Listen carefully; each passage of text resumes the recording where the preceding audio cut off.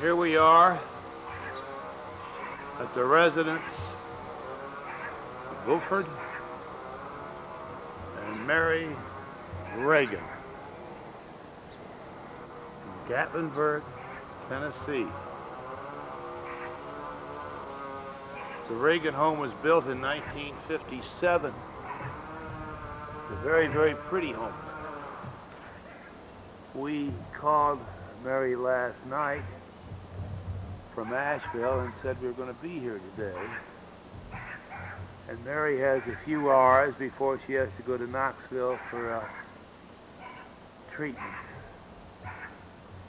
I'm going to take the camera inside now and try to... No, I think I'm going to ask Mary and Burford to come outside. Outside. It's so pretty outside. Around the back. Huh? Okay. Just don't drop it. I won't. No. What? Mary, the reason we have the camera... I told her you took video of a wedding. A wedding, and boy, I'll never do that again, because Well, that he was worked work. so hard. Well, he was I moving worked his for double 4 or 5 camera hours. There was a around dinner and trying to get in the right the position. night before. There was a dinner, a practice. Have this. rotten. No, you don't. Marty You would look love to nice. have this. You look nice. I haven't hardly pulled this old thing out. Beautiful. Uh, That won't help, Phil. Anyway, Now, that makes it a little bit brighter. I had one chemo. My hair is all falling out Down again. at the bottom, down My at the hair bottom. is, my hair is all falling out one spear. It got to be about 1.5 inches long, and I thought, oh, one of these days I can get a permanent. I won't have to wear these darn wigs anymore. And now it's all falling out again. I'm going to have to go to that same old. I don't know. I'll wear wigs the rest of my life again. Oh, dear. And But sometimes they say when it goes back, it comes in all nice and curly. oh, it doesn't look nice. No. It doesn't look nice. Can you see better now with the light on? Oh, sure, sure. Okay. Is that thing going? It's gone. It won't hurt you. Okay, we'll I just should keep go talking. put my other wig on. It's just good style. I got 3 of the darn Well, that's things. all right. That look, you look beautiful. No, that's fine. I just I wanted don't. to... Yeah, that's it. I need to get over these wrinkles back. Well, you were talking about Grandma Raming before, you remember? Is that thing still going? Yeah. Yeah, it's all right. Turn it off, Philip. Let me get... Yeah, you may. Phil, people don't like that. All right. Can't talk... That's who she went to for her maternity care. Really? Yes, I mean, she did not go to it was not a regular MD.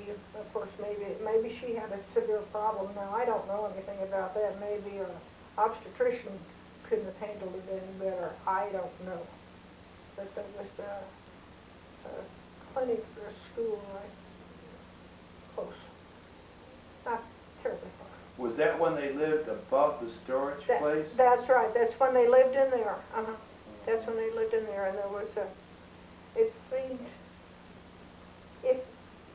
Have you been there to that storage place? You know where it is. Well, if you would continue on down the street, like towards the Missouri River, going that north, there was a pretty big street there. It may have been called the Boulevard. It was a pretty big street, like within one long block of where they lived and the storage place was, going north. Then you went that way, and somewhere over in that way is where that clinic was. Whether it's still there or not, I don't know. And she was going there for... And she was there when she was pregnant. And she shouldn't have. And that's when Did she she died deliver? in childbirth. She died in childbirth. She died in childbirth. That's right. She died as a result of being pregnant. And which one was she? That Bertha. was Aunt That's Bertha. Bertha. They said she was beautiful when she was there. Really We have a picture of her beautiful. in their youth, yeah.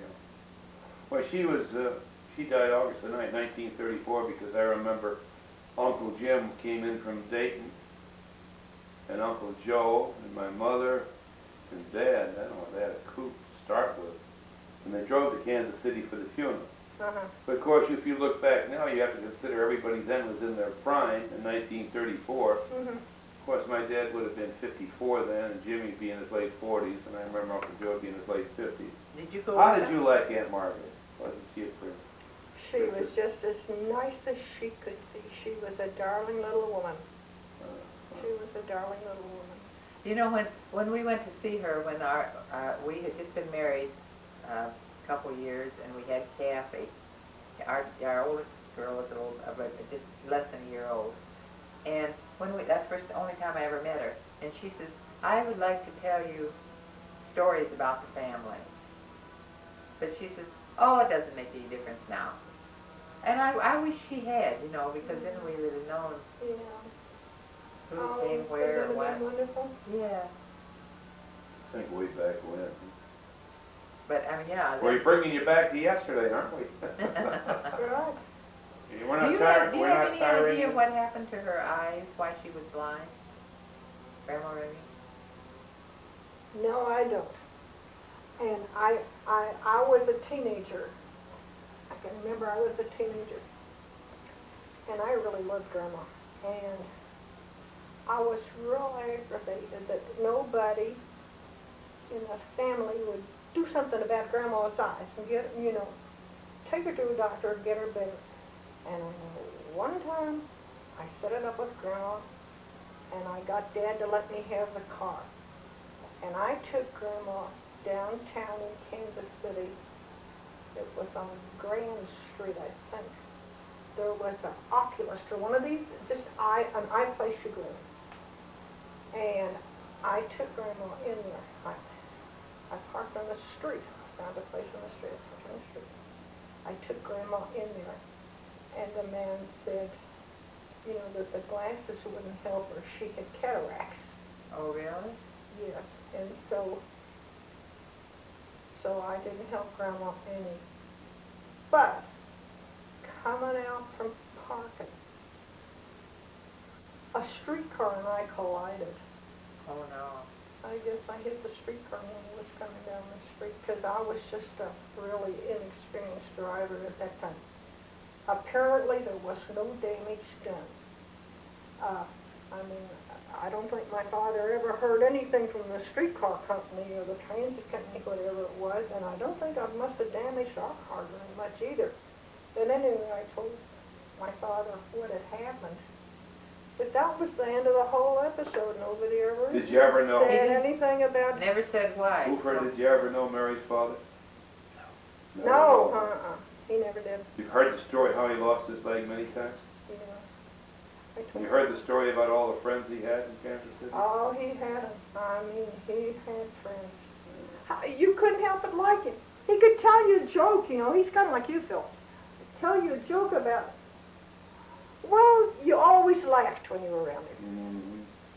Well, you know, Marty's real good. Marty has Everybody many, likes many, Marty. many friends. Uh-huh. He does have a lot of friends. He has I a think, great Danny, we gotta personality. say here, Danny. I think it's astonishing how outgoing he is with that severe handicap. And believe me, that's a severe handicap he has.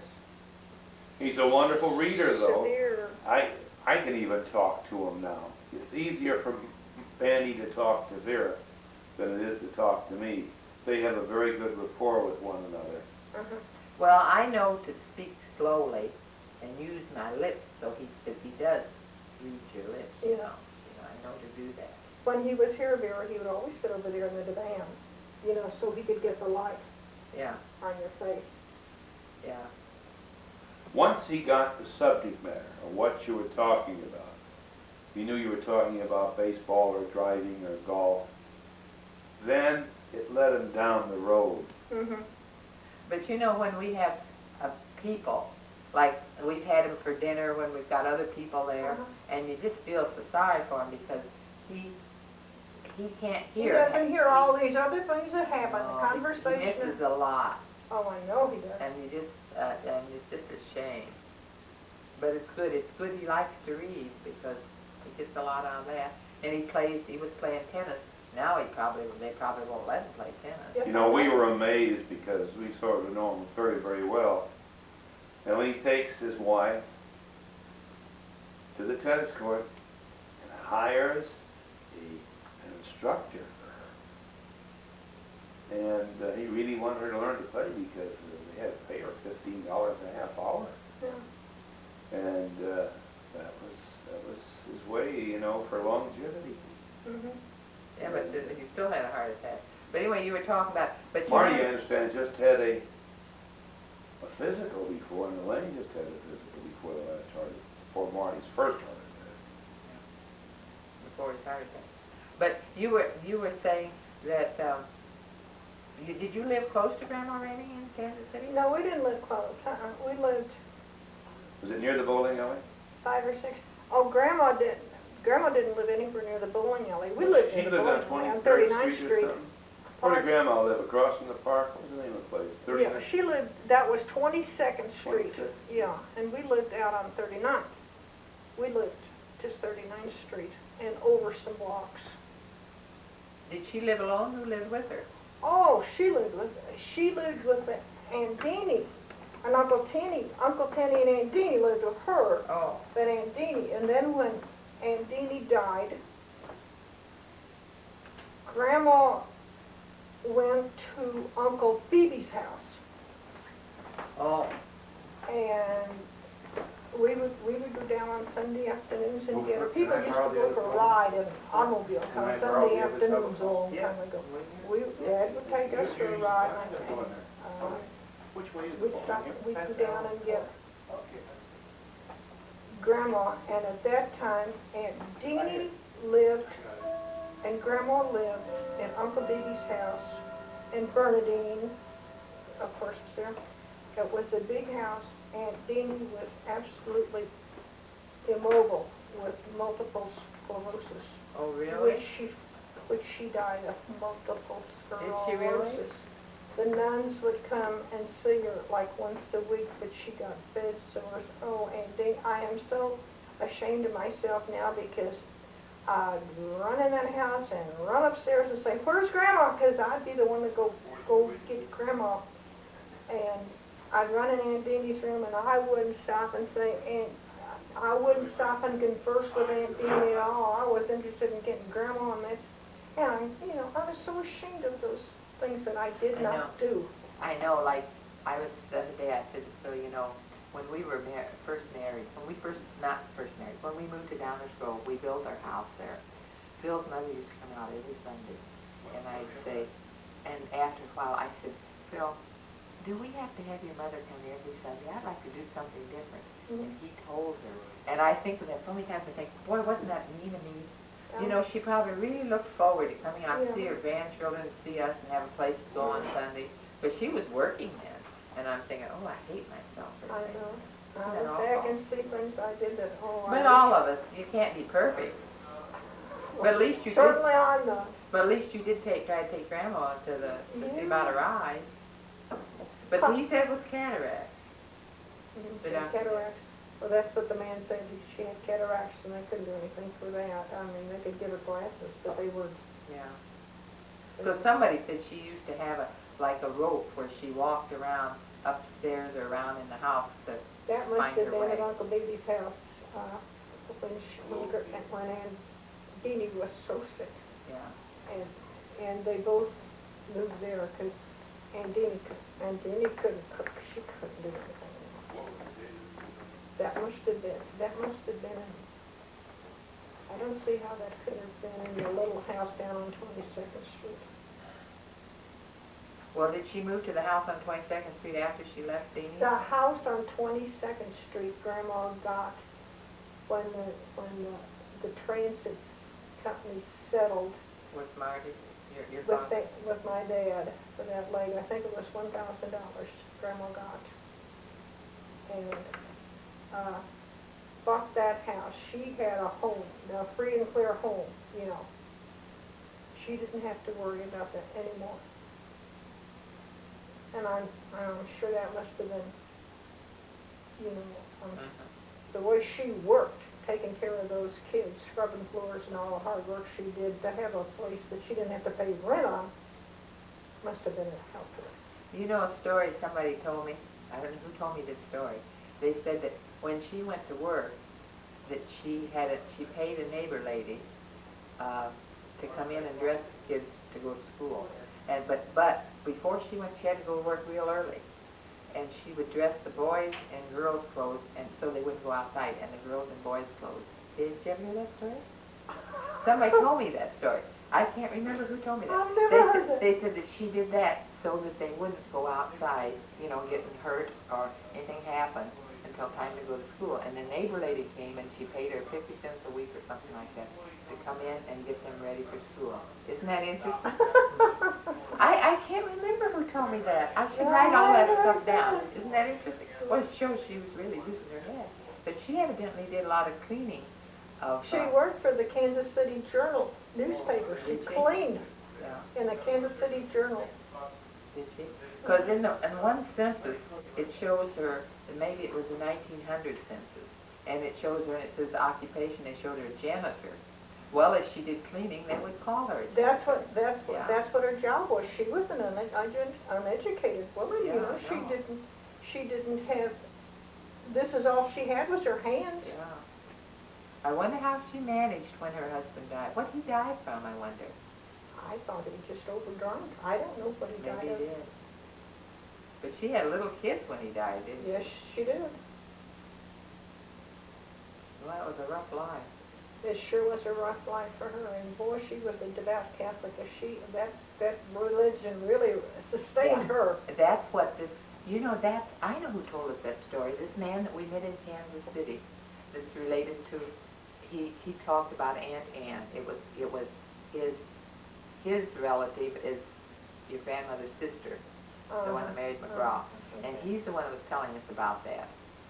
I'm sure that's who told us. And he said that she used to go to church every morning. She had prayed for everybody in the family every day. And she says that she always went to church, and this one fella, I don't remember which one of these fellows it was, but he used to go to church with her, walk with her, because their house was nearby or something. It's kind of fun to hear about all these things. Yeah, I would go to church with her, and on Good Friday I would go to her. I would go with her to visit other Catholic churches where you do the Stations of the Cross. There's a special thing that they have on Good Friday.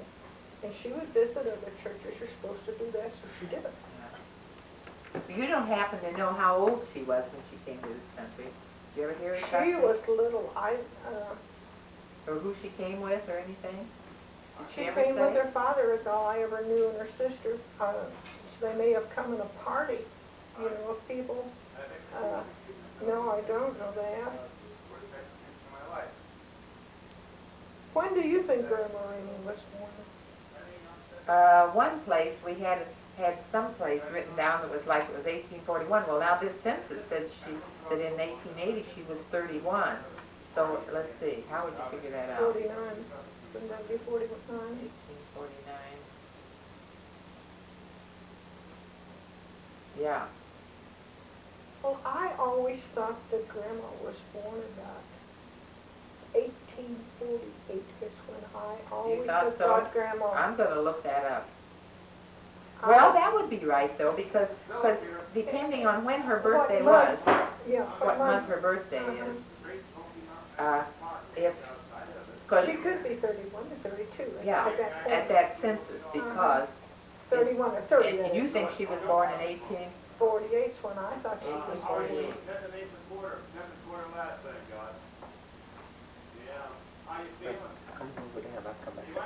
Okay. Okay, fine. We don't mean to bore you to death with all this stuff. I've got some people coming in. Yeah, okay. Yeah, go on. I'm going to sit in your chair. Well, we can let Philip sit there. No, you I'm sit going to there. get another coffin cup. Eating the rock. Tiny gum. Don't